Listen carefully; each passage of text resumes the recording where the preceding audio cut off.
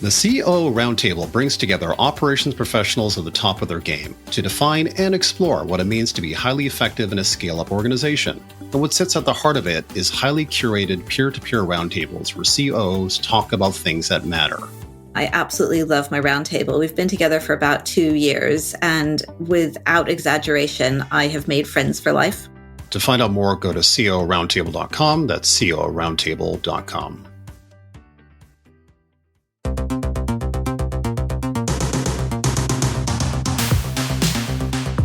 Hello, everyone, and welcome to another episode of The Operations Room, a podcast for COOs. I am Brandon Mensinga, joined by my lovely co-host, Bethany Ayers. How are things going, Bethany?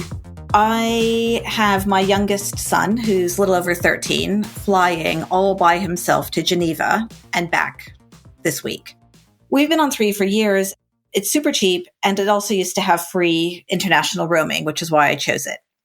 Then Brexit happened, and now it has no free roaming anywhere. O2 now does.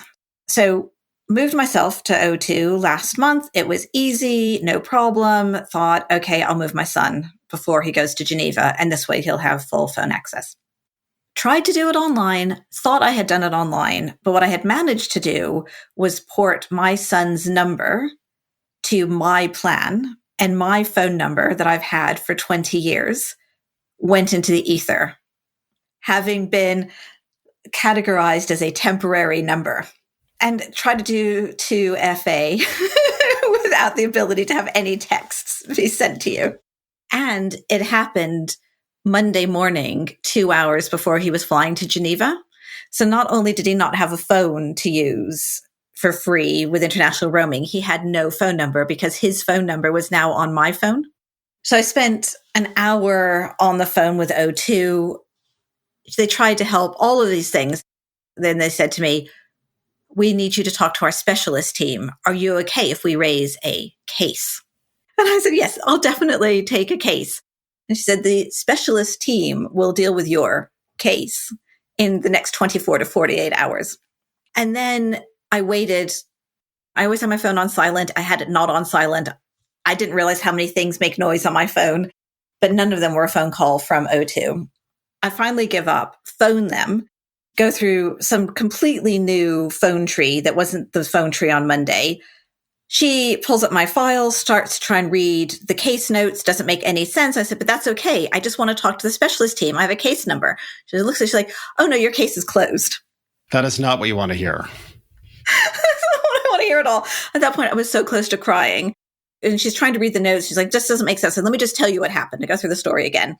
And I said, I just want my number. Please can I have my number back? And she's like, well, it's been a couple of days. Let me just see if it's still available. My stomach just dropped. And I was like, oh my God, how could this not be available? And she looks and she goes, oh no, it's still available. So she fixed everything on Tuesday. I am still waiting for my SIM, but in theory, my SIM will arrive 1 to 3 days later. So technically we're in that 1 to 3 day range. And then I will have my number back. And my son will have his number. So we have got a great topic today, which is the secret life of boards. And we have 2 amazing guests for this, which is Helen Hopper and Joy Harcup. And they are the authors of that same title, which is The Secret Life of Boards. One of the topics that we talked about with Joy and Helen was this idea of bullying that occurs sometimes in board meetings with either certain individuals or a couple individuals working together in tandem, and how to manage that. If you have bullying happening in some form in board meetings, what do you do? When I was reading the book and the section on bullying, I also realized that I think I can sometimes, or have in the past, been a bully as the leader of my team meetings. Not on purpose, but when under stress can become quite cutting and can give more slack to my favorites and more shit to the ones that I think are underperforming. And that was pretty much their description of bullying. So I think that there's a wide spectrum. I was maybe bullying light. There's just a broad range of behaviors, and to categorize everything as bullying, it's almost like you make vast assumptions when you put out the word bullying, to be honest. And the fact of the matter is nobody sees themselves as bullying, but people have behaviors where things come across to other individuals and people interpret things in different ways. We all get caught up in situations that are high stress scenarios. And when our back's against the wall and there's kind of incoming fire, you respond, and sometimes your responses aren't the best. So I guess maybe there's a difference between like long-term sustained bullying and one or two meetings where somebody is in the shit seat. And I have to say that I've not been a witness to the long term, but I have been there for the very uncomfortable meeting where one person is being not just singled out, but overly criticized, and there not being an end to it. Have you seen that? I've seen situations where people are being attacked in ways that are unhelpful, and you can see it very clearly, and you can see it immediately. You can see it in their eyes and the feel in the room. I think I have like one of three responses typically.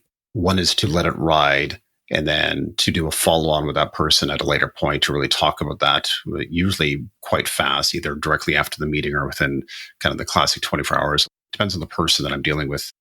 The other one is to intervene and step in, which I've done on occasions as well, and to redirect it into something else quite quickly. And again, flag it in the back of my head as something I need to speak about with that person. And then, what was the other one I'm thinking about? Do nothing. Stick your head in the ground. I've definitely done that one. I think once you start getting to our levels, if I'm going to do nothing about it, nobody is. So the burden of responsibility sits with you at the end of the day to ensure that the health of the organization, and even if it's the CEO behaving in ways that are unhelpful, you have to be in a position to address it in some form, whether that's in the meeting itself or whether that's after the meeting. And actually, sorry, the other option that I was thinking about that I've used a couple of times as well is to wrap up the meeting immediately, which is like, look, let's park that, Bob or Jane, in terms of your feelings right now. Let's go back to this at a later point. I think probably the most appropriate thing is to really digest where we're at right now in this meeting, think about it, and come back to it at a later point, because going forward at this point is not going to be helpful to anyone. So I think that immediate parking scenario is also a valid option. I've brought it down to the level of leadership team meetings. If we bring it back up to your original question around board meetings, that is really where having a functional board makes all the difference, and having a strong chair, assuming the chair is not the person who's doing the bullying. I would reference back our chat with Keith Wallington on setting out the rules of engagement to begin with. What are the values? What are the behaviors? What are the expectations? And then also having regular board evaluations so that you can call out inappropriate behavior. And there's already a framework for that. Everyone, including the board, needs to have a retro. And part of that retro should be feedback that's being given from each person in that board meeting in terms of their experience. Was it effective? And really things that we can do differently going forward. I think to your point, having a chairperson plugged in, engaged, caring about this stuff is the critical piece, because the fact of the matter is I've worked in many businesses where the chairs are not plugged in. Yes, I think it's very important to have retros for boards and every team in your organization. But there's also the important part of having the agreement at the start, which includes the fact that you're going to have retros and looking at things. But you need to have that. We used to call it a team canvas at Peak.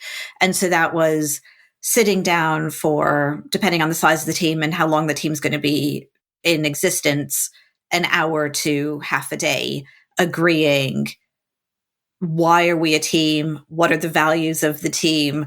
How do we like to work? How are we going to deal with conflict? How are we going to decide if we're doing a good job? And retros, how are we going to work together? How are we going to communicate? And what does an expectation of what good looks like? And so then you have a pre-agreed contract that you can pull people up against. And it also just gives a lot of structure and agreement on that team. And it stops some of those conflicts from happening down the line. Do you apply that across all new teams that you're working with, regardless of time durations, people in those teams and so on?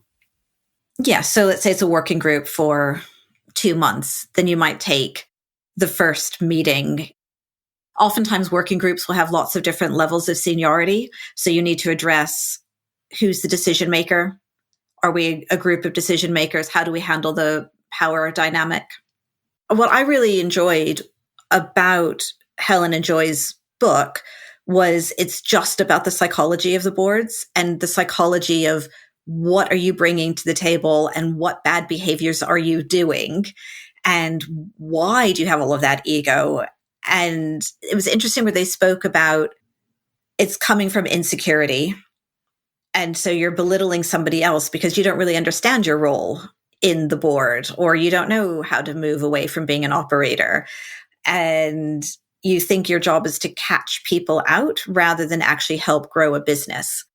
And it is old school, and it is pretty, I'm being possibly sexist here, but it's a pretty man thing to do. And the fact that most boards are full of middle-aged and older men who find these things fluffy. I don't have a point. I just think it's ridiculous. And we need to modernize boards and the expectations of those boards. And we need to expect more from our chairs. If you just had to give us like your top 3 tips on kind of effective board meetings.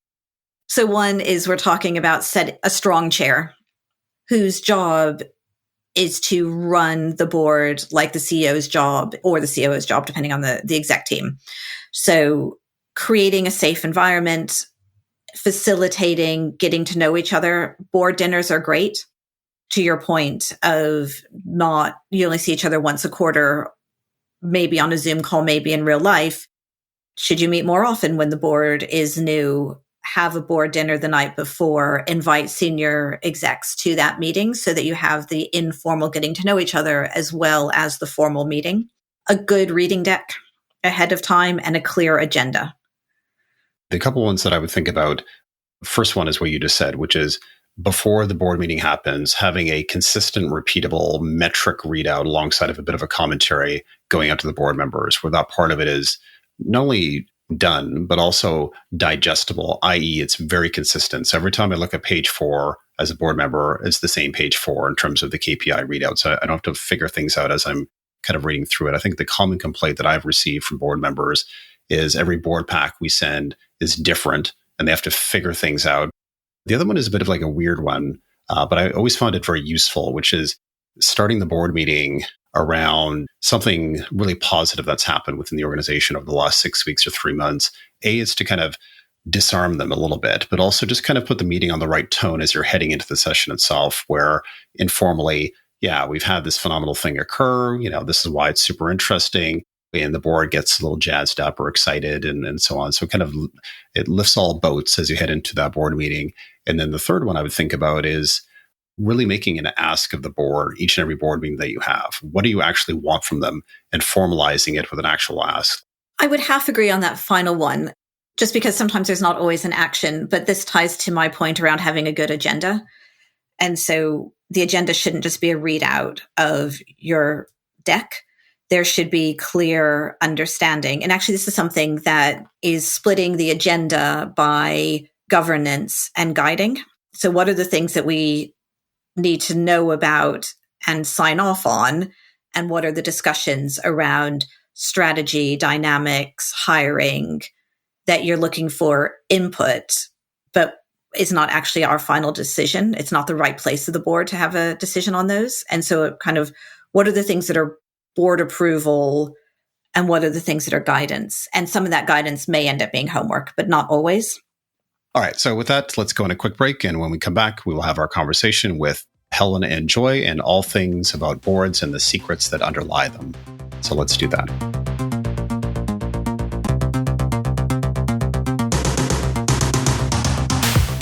We are revving up the engine of the podcast and looking for a great brand to sponsor the show. We have over 7,000 listeners now across COOs, CEOs, founders, and operational professionals who are decision makers for all kinds of technology, including HR, planning, strategy, legal, and other tools. It's Beth here. I just wanted to thank you for listening to the podcast, and we'd love to keep it going, but we're going to need to get some sponsors in order to do that. So if you work at a company that could benefit from speaking to listeners like you, or know of a company that might benefit, please send them our way. To find out more, go to operationsroom.co/sponsorship. That is operationsroom.co/sponsorship.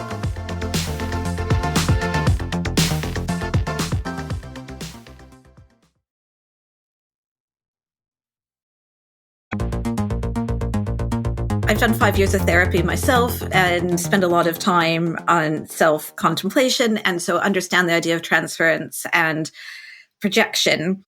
But reading your stories, it's made me like re-examine how I act in groups, where my motivations come from, and not just necessarily in groups, but in certain relationships. So like, why does this person bother me as much as they do? And there's always the old adage of, well, they're reflecting something back. And I'm like, do they really? I don't know. And then I was like, okay, yeah, again, I need to go and look at what is it that is upsetting me in myself that I have decided that the other person is at fault. I normally can see it in others and forgive it and just be like, oh, yeah, he's putting everybody down because actually he doesn't feel good himself. But it just was very uncomfortable to notice where I might be doing it myself. So thinking about when we're brought in to work with boards or teams, we're often brought in and someone will explain to us the problem this person has got, or this pair have got, or this executive group have. And very rarely will people say, I want to look at myself and understand my own reactions and contribution to this. And so through the book, we're really advocating exactly what you're talking about there, Beth, which is cultivating this awareness. And we identified 7 difficult dynamics that boards can experience, things like a seesaw dynamic of power between execs and non-execs. And how you might notice that. Do you get a feeling that someone's muscling into your territory, or a sense that they feel you're muscling into theirs? Or, are they paying lip service to agreements or shutting you out of things? So ways of becoming more tuned in to the fact there's a dynamic there. And then rather than trying to work out who's to blame and what needs to be done to fix them or get rid of them, to look first at yourself. What might my contribution be to this? I've got 7 chapters on different dynamics, and each one has some questions you might ask yourself to just pique your own awareness of what your contribution might be. So perhaps, what story am I telling myself? What are you not seeing? What might not be true? How might it look from someone else's perspective, and what might they say? And that comes on then to the second part. The book is called The Art and Psychology of Boardroom Relationship Dynamics. And the art is an acronym for this awareness, for the A. The R is then relating the relationships, because really the only tool at our disposal for improving relationship dynamics is our relationships with other people. And it's unlikely that they're spontaneously going to change. And so that puts the ball in my court to think, well, what do I need to do? If we're in an awkward situation, what's the conversation that we might need to have? Do we need to get clearer about our agreements? So thinking about that seesaw of power dynamics, have we actually agreed what the different roles are on the board, and where the boundaries are between exec and non-exec responsibilities, for example? Have we got really clear about those?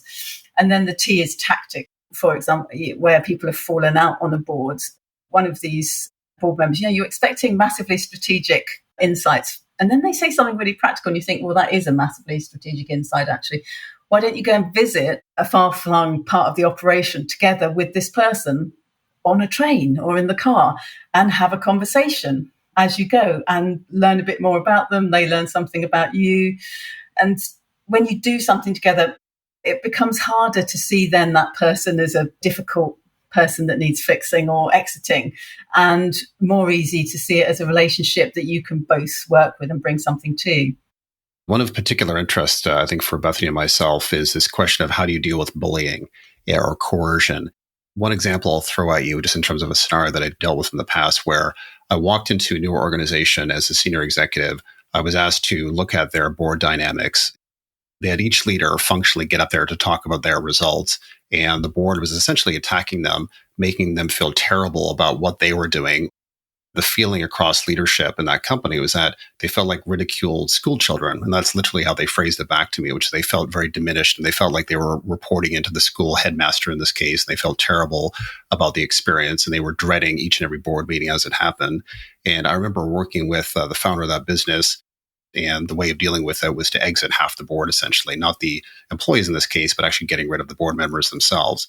And that to me was the fastest, most effective way to deal with this and not have to delve into a big round of dynamics of the team, this, that, and the other, and we were positioned to do it. But if you had to work with that board and you didn't have the option of actually getting rid of them, what would you do to deal with that dynamic? We often assume that bullying is intentional. And I think that's because the experience of being bullied is so powerful. And it's almost hard to imagine that the other person isn't trying to exert that power. But surprisingly often, I think it is unintentional, unconscious. There's a complete lack of awareness of the impact of actions. And we see people that have got to very senior positions across a large number of organisations that perhaps just haven't had the feedback over the years and have been gradually enabled into patterns of treating other people that are pretty unacceptable. And the more powerful you become, the less people are likely to tell you. I do think it's good to give the person the chance to see, to hold up the mirror and say, what I'm seeing is that, basically it's like the headmaster's office in the boardroom and you're giving everyone a fail. And that's the surefire way to destroy creativity, productivity, motivation, value in your top team and down through the organisation. I don't know if you're aware this is happening. I can see it very clearly. Is that something you can recognise? And is that something you'd want to try to do something about? So it's a very clear and direct conversation. It takes a fair amount of courage, and often it takes an outsider as well to be able to come in and say that very clearly. And I think that conversation will, from that, you can usually tell whether you can change the person or change the person out. It becomes pretty clear. So I found the bullying chapter quite uncomfortable because, again, I think if you'd asked me, do I think that I'm a bully? My answer would be no. But there were behaviors within that I definitely recognize I've done. I know in myself that I tend to have favorites. And so in the board dynamic, it's different, but within the organization, with that power differential, sometimes it's a bit lonely. You don't get to have as much fun because you have to constantly be thinking about everybody else. And so that combined with the power dynamics chapter just made me feel like maybe I should never speak in a board again. Which I know is not the right answer, but I was just really pretty self-critical reading through them. I think that awareness is completely key. Plus, checking in with the other person, being aware of those signals of how they're receiving things, what's coming back at you. So keeping that awareness going as you relate to somebody. The other thing to say is, I think we talk about the drama triangle in bullying. So we talk about how situation can have three roles of an aggressor, a victim, and a rescuer. And often a bullying dynamic will fall into that pattern, and bystanders as well, who are not intervening for whatever reason. And we all have the capacity to be in any of those places and probably will again. So I don't think it's about completely banishing or censoring ourselves so that we never do any of them. I think it's the awareness piece that's so important. Yeah, and also being an authentic leader. You're being your authentic you. And if you're not, it's much more tiring and sapping for yourself. Sharing your values and just being open as to why you're saying what you're saying is really helpful for bringing people together. Because if people learn that's how you are, they then have permission to tell jokes themselves. They have permission to debate. What a vibrant, productive board meeting you're going to have. And it's role modeling from the top. So one of the things that didn't necessarily cover in the book, but is I think I'm experiencing a bit, is almost the opposite of the seesaw, where there's a power vacuum rather than two areas fighting for control. And this is where I was like, ooh, am I being a bit of a bully, or am I over dominating? Or because I don't think I'm taking over control, but there's kind of nobody doing it. So it's almost like I'm filling a vacuum rather than the other way. And then I wonder, am I overstepping the mark? But if there's nobody to hand it to or to be doing it, did you come across that dynamic at all in the research? I don't want to turn this into a coaching session for you, but you're bringing so many lovely dilemmas in such an open way. Again, it's the conversation about what you would like to see. And sometimes it's stepping back, putting the thing down if it's a task or a decision. And if people are used to one person doing it and doing it well, actually, why wouldn't we just continue like that? Because I'm happy they're doing it, it's happening well. Sometimes we've got to put things down before other people will pick them up. We'll see the need and the lack and the gap. And that is really, really uncomfortable and often takes, you're stepping back, but you're also encouraging and believing they can do it and inviting them in.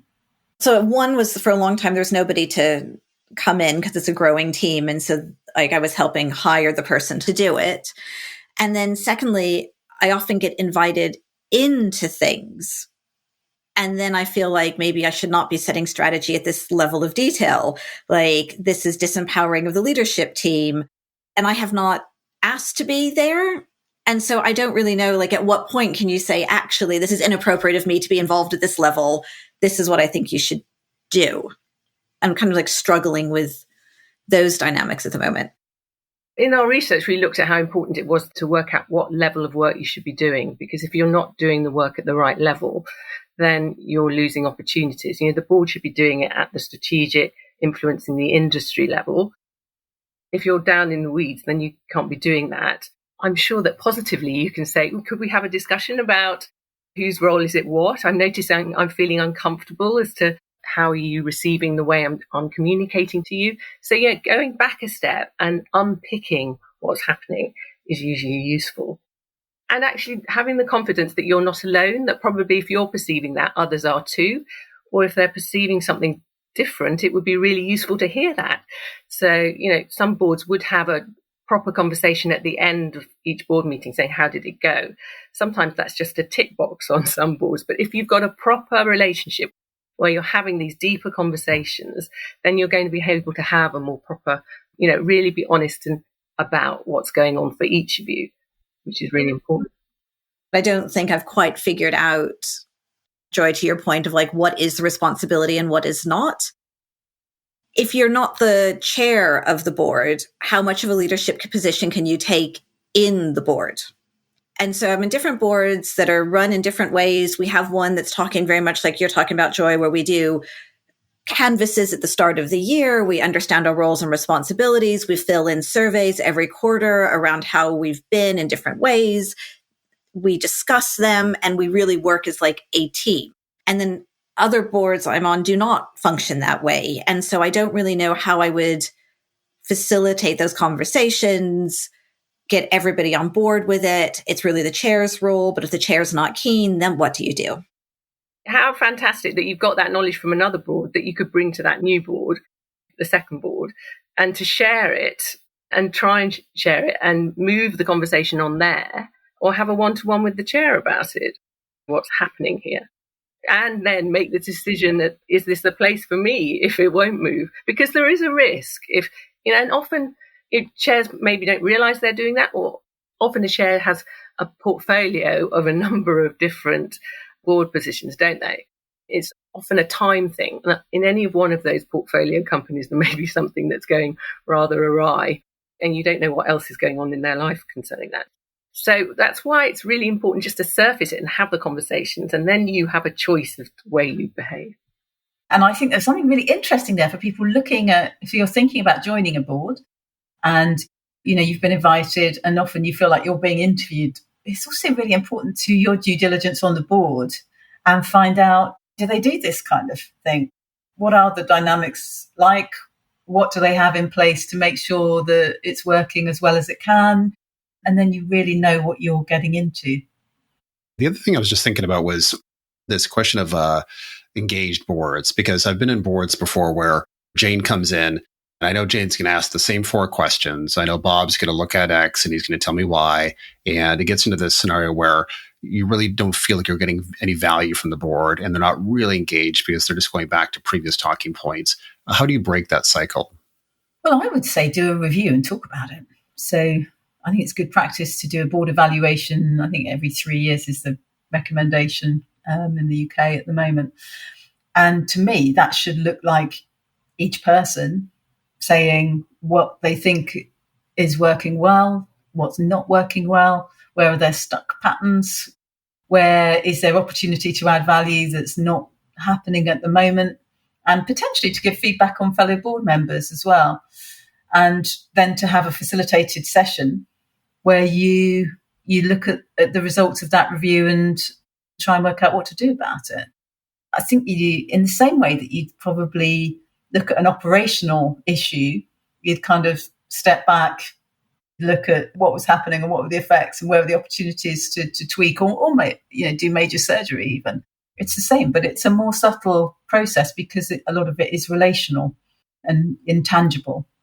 Where I've seen it work well was where it was normalized. So a group having a really honest conversation, and somebody started by saying, I know this is the way that I always bring up this point about finance. I know that's always at the top of my mind.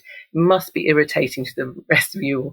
It's about being really open and honest and transparent. You've got transparency in the operational side. You want transparency in the relational side as well. Well, I think being transparent yourself is harder. Like it's been a long journey with a lot of therapy and a lot of experimentation over a lot of years to be able to be open at all. And I remember what it was like and the fear of just surfacing anything. It's really, really scary before you start to do it. Which is why I think the chair and the CEO have a role, because if they're doing it, and I've seen, good chairs and CEOs do it, and then that sort of gives permission to others as well. I think that's right. Permission is important from others. It's important to show openness yourself. Also, asking for what you want is remarkably hard. And if you can sit at 5 board meetings and just think, I'm not getting what I want, it's kind of surprising in a way that on the 6th you wouldn't say, what I'd really like is X, Y, and Z. But we don't. We go home and grouse to our other half or our dog about it. Or it might come out in a way you don't want it to come out because the frustration has boiled up inside. There was one wonderful interviewee who said, I used to sort of try and calm everything down and keep, make sure that everything was smooth and avoid conflict. And then as I grew more and more experienced, I just thought, bring it on, come on, bring it on. Because that way it's surfaced, because otherwise it's just going to be going on behind the scenes and impacting our performance. I think the ideas from psychological safety are really important. And it's really about inviting contribution as a chair or CEO, or actually anybody else around the table, inviting contributions, really listening to those properly and responding appropriately. So equally, if someone's doing something that isn't great, having the courage to say that and be clear about on this board what we want to see and what isn't going to help us do the work we need to do together. So I think over time, if you can, through how you are and how you treat others, create that sense of psychological safety, you're most likely to get the best from everyone around the table. If our listeners could only take one thing away from today's conversation, what would that one thing be? Whatever your experience on the board is quite normal. Others will be experiencing it. So reach out, have the conversations, because you are not alone. People might have other perspectives, but you're all defending yourself against pressure in slightly different ways, and that's how it's manifesting itself. So please talk. If you're feeling uncomfortable with a dynamic on a board, take a deep breath, step back, ask yourself what your contribution to that might be, why you might be feeling that way. And, is there one thing, even a small thing, that you might be able to do that might shift things slightly, and start there? Because, the journey of 1,000 miles starts with a step. So thank you, Helen Hopper, for joining us. Enjoy Harcup. And if you like what you hear, please leave us a comment or subscribe, and we will see you next week.